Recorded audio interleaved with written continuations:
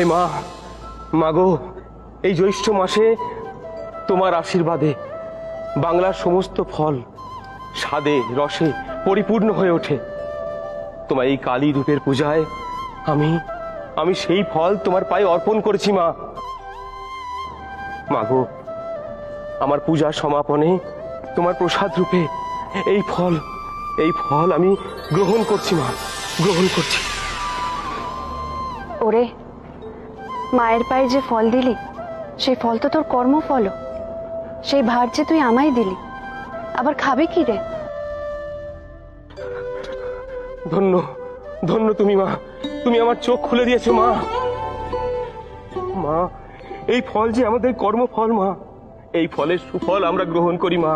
কিন্তু মা, তুমি এই ফল আহার করে আমাদের দোষ ত্রুটি ঘৃণা লোভ সবকিছু হরণ করে নাও বলেই তুমি মা ফলহারিণী।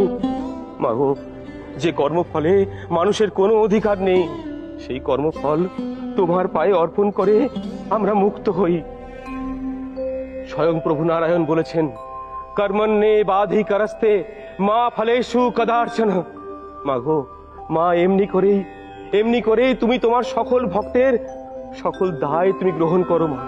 ধন্য তুমি মা, ধন্য তোমার মহিমা মা, ধন্য তুমি মা, ধন্য ধন্য মা। ফলহারিণী কালী পূজার সঙ্গে জড়িয়ে আছে এক ঐতিহাসিক ঘটনা। 1872 সালের জ্যৈষ্ঠ মাসের অমাবস্যার দিনে ঠাকুর শ্রীরামকৃষ্ণ ঠিক করলেন ফলহারিণী কালিকা দেবীর পূজা করবেন, কিন্তু মূল মন্দিরে নয়, নিজের ঘরেই।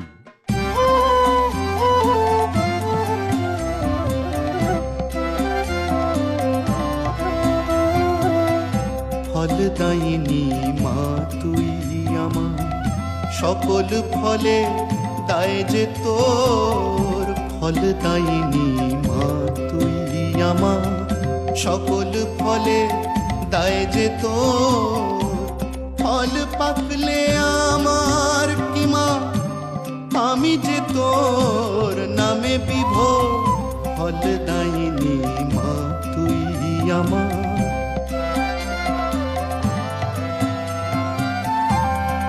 যা করাস তাই মা করি, বাঁচি যে মা তোর চরণে। তুই যা করাস তাই মা করি, বাঁচি যে মা তোর চরণে। বীজ তোর, ফল যে তোর, সকল জীবন আর মরণে। বীজ তোর, ফল যে তোর, সকল জীবন আর মরণে।